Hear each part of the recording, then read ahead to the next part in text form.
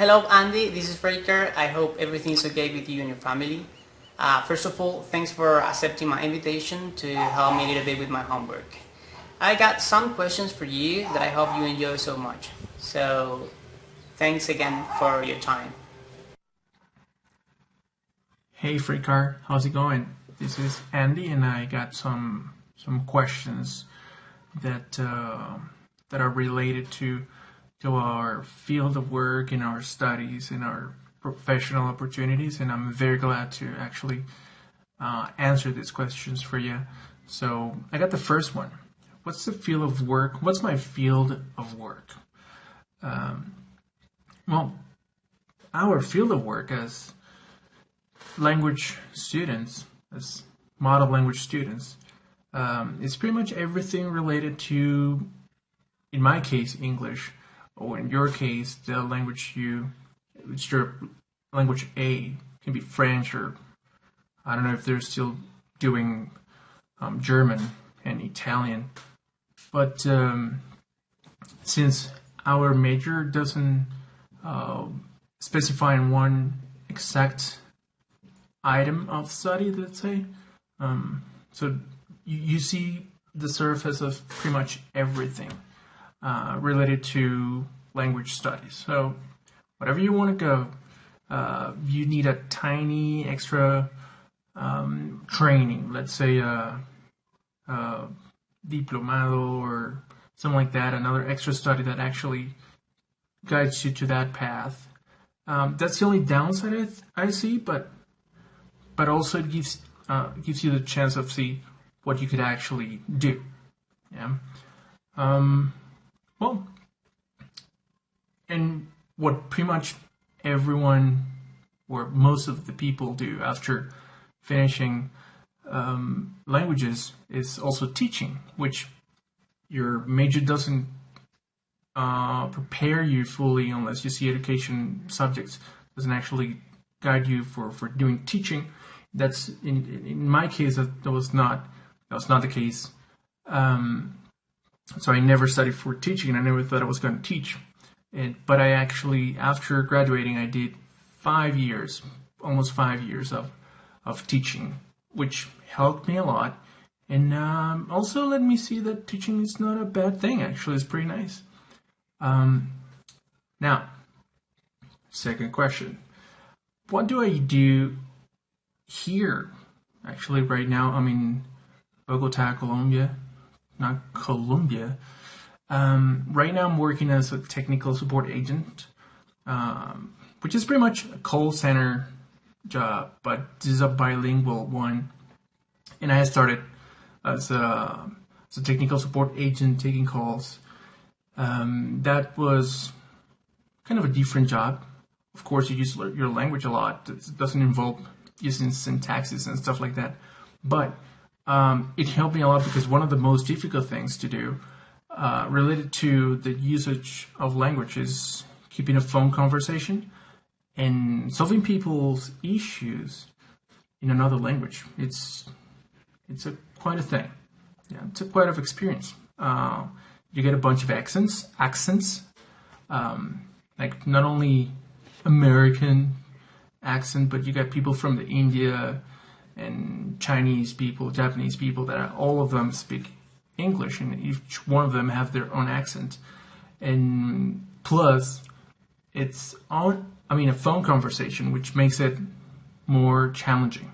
That's a pretty nice thing. Phone conversation is what actually tests your English usage skills. Yeah. No, I do not only do that. I also work in translation.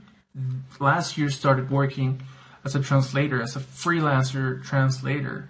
I found this real nice gig with a television company. Actually, they do the dubbing in Spanish for all these Latin America cable channels like HBO, E Entertainment, History Channel. In my case, I do translation of scripts for a lot of History Channel programs. Like well, I don't remember one right now, but anyway, what I do is I translate those scripts that are in the original language, English. I translate them to Spanish.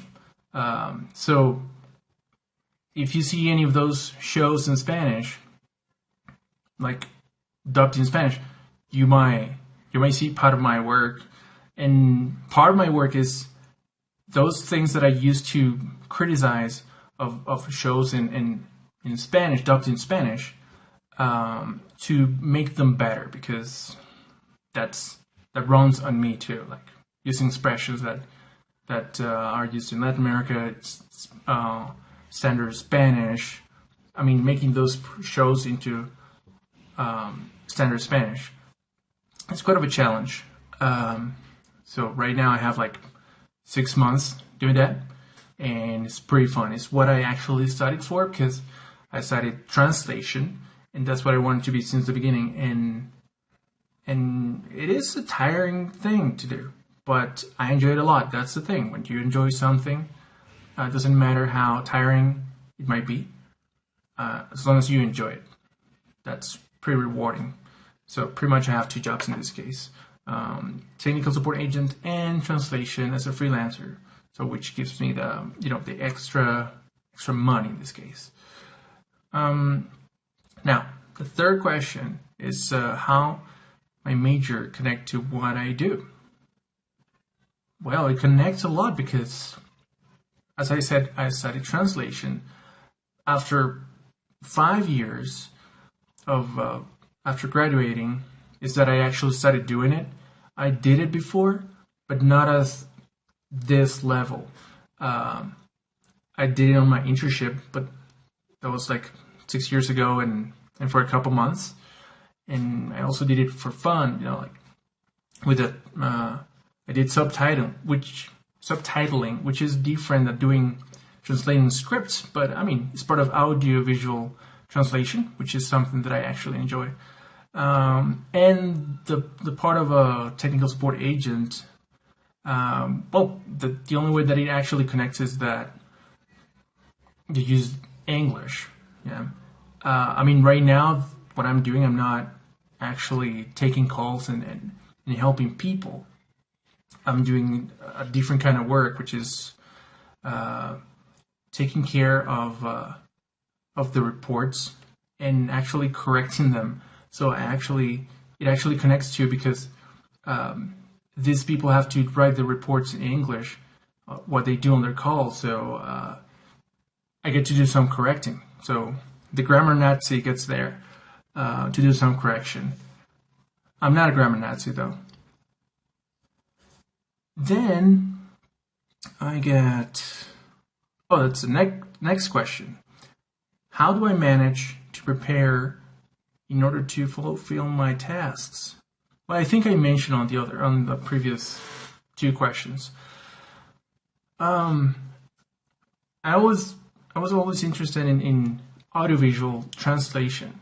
So whichever field related to that, I was pretty interested into. In this case, last year, I got the opportunity to work with script translation for dubbing. I don't do the voices, by the way. My part is just taking the script and translating it into Spanish. That's it. It goes to production, goes to correction, so they change some stuff and some names and some things that production actually wants them to have. And then the voice actors do their job. But my part is just translating, which takes me, let's say, an hour. It takes me 3 sessions of 5 hours. An hour video, translating an hour video. So if I have done that show before, so I know the vocabulary and the jargon they use, so I can translate it correctly into Spanish, or the best way possible. So if it's a show that I've never translated before, I got to do some researching. So that's kind of takes me more time. But that's the great thing about translation in that case, that I gotta do I got to do some documentation, and you know, you learn a new thing. That's a great thing about translation. I mean, sometimes I got to do some things about history and weapons and ancient weapons. I've gotten to learn about ancient weapons because I'm translating a show about these guys that make swords and then cuts a bunch of stuff forged in fire. It's a great show, very manly show. But yeah, how I prepare in order to fulfill my task.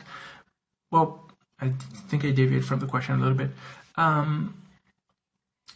In my case, I would go to translation forums.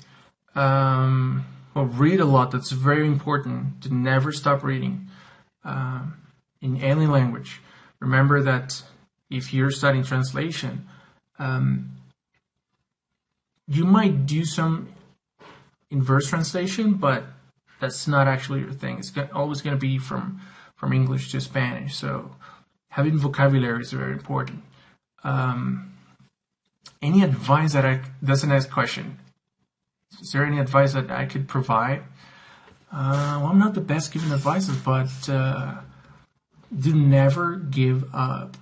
I think that's one of the best advices that I can give you.